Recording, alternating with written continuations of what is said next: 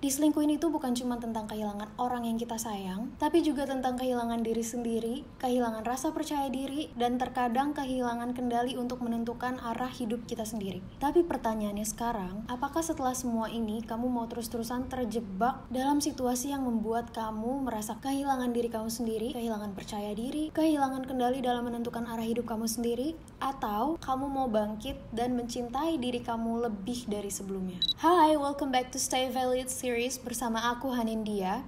Dan hari ini kita akan bahas gimana caranya balik sayangin dan cintai diri sendiri setelah dikhianati. Ini bukan cuma soal move on dari dia, tapi juga tentang move on menuju versi terbaik diri kamu sendiri. Aku ngerti banget gimana sedihnya, sakitnya, dan hancurnya karena dikhianatin sama pasangan sendiri. Di hari-hari pertama pasti kamu ngerasain yang namanya hampa, bingung mau ngapain, biasanya ada yang ngabarin. Tapi sekarang itu semua harus hilang karena orang yang paling kamu sayang ternyata adalah orang yang paling menyakiti diri kamu saat ini. Tapi menurut aku justru lebih baik kamu kehilangan satu orang yang udah nyakitin kamu daripada kamu harus kehilangan diri kamu sendiri terus-terusan cuma karena bela-belain mempertahankan seseorang yang udah bikin kamu sakit di setiap harinya. Prinsip aku tuh lebih baik sakit sekarang tapi kita bakalan dapet masa depan yang lebih baik daripada kita mempertahankan seseorang tapi di saat yang bersamaan juga kita mempertahankan rasa sakit yang harus kita terima setiap harinya. Dan bahkan di masa depan pun gak ada jaminan kalau orang itu bisa berubah lebih baik ke depannya. Nah, di video kali ini kita akan masuk ke poin-poin apa aja yang bisa ngebantu kamu untuk segera pulih,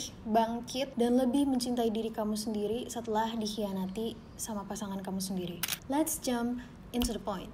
Yang pertama, kamu harus terima dulu rasa sakitnya. Gak masalah banget kalau di hari pertama, hari kedua, bahkan mungkin sampai 1 bulan pertama kamu masih ngerasa sedih, masih ngerasa kecewa, masih ngerasa gak ikhlas, gak terima. Kalau pada kenyataannya kamu harus mengalami hal yang menyakitkan ini, gak apa-apa, kamu rasain dulu aja perasaannya, mau marah, mau kecewa, mau sedih, kamu rasain dulu, jangan di-deny. Kalau kamu denial sama perasaan kamu sendiri, justru akan lebih lama sembuhnya. Mungkin di luar kamu bisa kelihatan fine-fine aja, bisa ketawa sana-sini, mencoba untuk mengalihkan perasaan sakit kamu, tapi ketika kamu kembali lagi ke kamar sendirian, sedihnya akan lebih berasa, dan proses sembuh dari perasaan sakit, sedih, marah, kecewa, dan lain-lain itu akan lebih lama, karena emosinya kamu tumpuk sendirian. Once diri kamu udah gak kuat untuk nampung perasaan sedih, kecewa, dan marah itu tadi, akan ada waktunya emosi kamu meledak. Poin kedua, jangan terus-terusan nyalahin diri kamu sendiri. Seringkali aku dapat cerita dari teman-teman aku yang diselingkuhin, itu mereka malah mempertanyakan, aku kurang apa sih?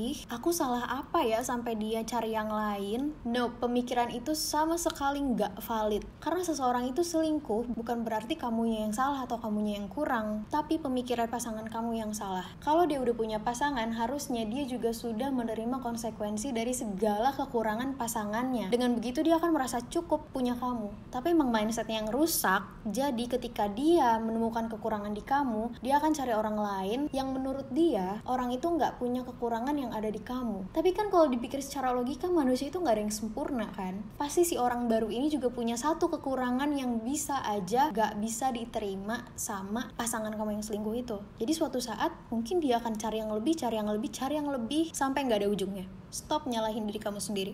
Poin ketiga, jangan lagi cari penjelasan atau closure dari dia. Kadang kalau ada kasus-kasus perselingkuhan kayak gini, si pelaku itu bisa aja ninggalin kamu dengan kayak, ya udahlah, seolah-olah tuh kamu nggak pernah ada di hidup dia, seolah-olah kamu nggak pernah berharga buat dia. Dia bisa ninggalin kamu dengan begitu mudahnya, sehingga kamu ngerasa, kok ini nggak ada closure-nya ya? Kok ini penjelasannya cuman kayak gitu aja ya? Dengerin ya, kadang closure itu nggak perlu datang dari orang lain, justru kadang kamu sendiri yang perlu untuk menutup pintu supaya orang lain gak bisa nyakitin diri kamu lagi. Fokusnya sama diri kamu sendiri aja, gak usah sama orang lain. Poin yang keempat, balik sayangin diri kamu sendiri. Rasa sayang atau rasa cinta yang udah selama ini kamu kasih ke dia, ini udah saatnya untuk kamu kasih ke diri kamu sendiri. Kadang kalau kita lagi menjalin hubungan sama seseorang dan kita udah sayang banget sama dia, kita tuh bisa loh mencintai dan menyayangi orang lain lebih daripada kita mencintai dan menyayangi diri kita sendiri. Hal-hal yang biasa kamu suka ingetin ke dia, kayak jangan lupa makan ya, tidur yang cukup, jaga kesehatan. Coba sekarang balik kamu remind diri kamu sendiri untuk ngelakuin hal-hal yang tadi, yang biasanya kamu ingetin ke dia,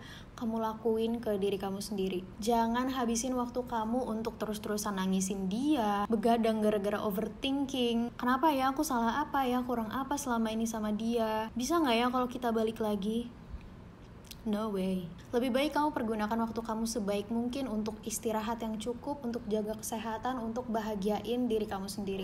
Poin yang kelima, kamu harus ubah perspektif atau cara pandang kamu kalau ini semua bukan akhir, tapi adalah awal dari perjalanan baru kamu yang lebih baik daripada sebelumnya. Diselingkuhin atau dikhianatin itu memang pahit, tapi bisa jadi titik balik untuk kamu mengenal siapa diri kamu sebenarnya. Daripada kamu terus-terusan mikir, kamu udah kehilangan seseorang, kamu udah kehilangan hubungan, kamu udah kehilangan sesuatu yang berharga buat kamu, lebih baik kamu melihat kejadian ini semua sebagai sebuah kesempatan untuk diri kamu grow, tumbuh lebih baik daripada sebelumnya. Kadang luka yang paling dalam justru bisa mendorong kita buat naik level, jadi versi yang lebih dewasa dan sadar. Dulu aku juga pernah ngerasain dikhianatin sama seseorang, sampai akhirnya aku sedih banget, aku kehilangan arah, aku nggak tahu mesti ngapain. Sampai akhirnya ada satu momen aku sadar aku nggak bisa kayak gini terus. Di situ aku jadinya mempertanyakan banyak hal ke dalam diri aku sendiri. Apa yang harus aku lakuin setelah ini ya? Aku nggak bisa nih kayak gini terus. Mau sampai kapan aku terpuruk kayak gini? Dari situ aku malah kenalan sama diri aku sendiri lebih jauh. Aku jadi lebih kenal karakter aku sebenarnya kayak gimana. Potensi apa yang sebenarnya selama ini ada di diri aku tapi nggak aku lihat karena aku terlalu fokus sama hubungan aku sebelumnya. Sampai aku lupa untuk fokus sama diri sendiri.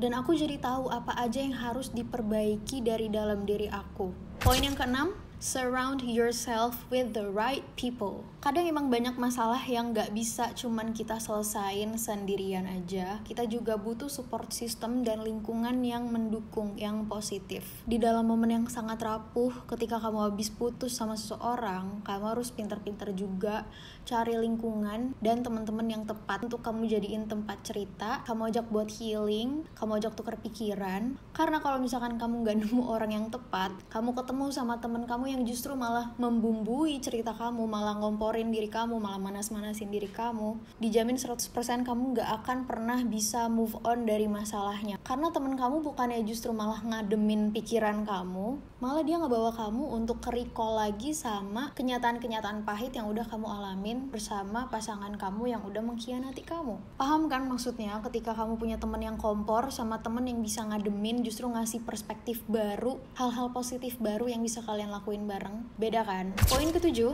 kali ini poinnya lebih banyak daripada yang sebelumnya ya. Jangan buru-buru cari orang baru. Masalahnya ya, kalau dari point of view aku tuh lumayan skeptis sama orang baru gitu. Ya, kalau ketemu sama yang tepat, mungkin dia akan bisa membantu kamu untuk sembuh dari luka yang sebelumnya. Tapi kalau misalkan kamu ketemu sama orang yang salah, kamu kebayang gak sih sakitnya bakalan double? Energi kamu akan terbuang sia-sia karena kamu berharap sama orang yang salah. Kalau aku ya, mendingan ya udah habisin waktu untuk self love dulu, naikin value sampai benar-benar ngerasa pulih dan siap menjalin hubungan lagi. Ya udah, toh ketika value kamu udah naik, kamu juga akan bertemu dengan seseorang yang value-nya setara sama kamu yang udah menjadi versi yang lebih baik daripada sebelumnya.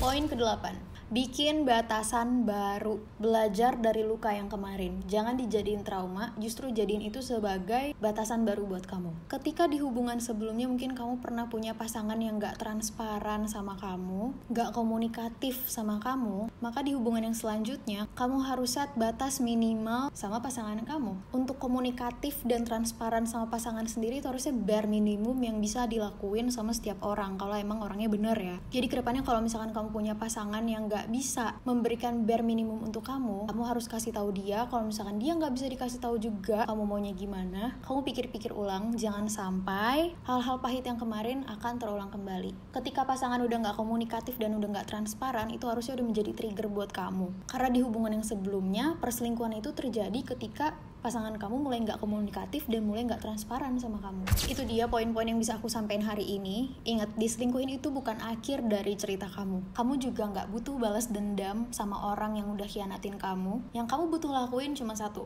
buktiin ke diri sendiri bahwa kamu itu layak untuk dicintai. Kalau kamu mau orang lain sayang sama kamu, maka kamu harus sayangin dulu diri kamu sendiri. Kalau kamu mau orang lain menghargai kamu, maka kamu pun harus menghargai diri kamu terlebih dahulu. Karena ketika kamu nggak sayang dan kamu nggak menghargai diri kamu sendiri, kamu tuh bisa aja memposisikan diri kamu tuh sebagai keset buat orang lain. Paham gak sih? Kayak orang lain tuh bisa aja nginjek kamu kapanpun dan kamu selalu welcome. Karena kamu selalu terima, mau dijahatin, mau diperlakukan disrespectful sama orang, kamu terima gitu. Karena kamu tidak sayang dan kamu tidak menghargai diri kamu sendiri. Kalau kamu memang lagi ada di fase ini, gak apa-apa, gak harus buru-buru prosesnya, gak harus buru-buru sembuhnya. Yang penting jangan pernah berhenti untuk jalanin prosesnya. Karena setiap langkah penerimaan dan perubahan untuk diri kamu sendiri itu udah merupakan bentuk self-love atau kamu mencintai diri kamu sendiri. Terima kasih udah nonton video kali ini. Sampai ketemu lagi di Stay Valid Series episode selanjutnya. Jangan lupa tanggal 8 juga aku akan rilis lagu baru, judulnya Orang Baru. Kurang lebih ceritanya akan sama seperti apa yang aku bahas kali ini. Jadi jangan lupa streaming di seluruh digital streaming platform kesayangan kalian. Dan jangan lupa juga untuk nonton music videonya di channel aku yang satunya, di channel Hanindia. Stay kind, stay strong, and stay in love with yourself.